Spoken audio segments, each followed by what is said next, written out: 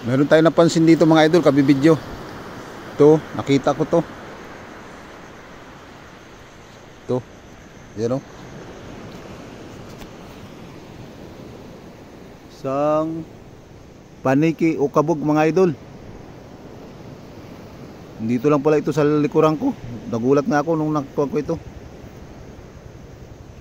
Hindi na siya makalipad mga idol kasi bali yung kanyang pakpak. May damage yung pakpak niya. Ayan o, may sugat.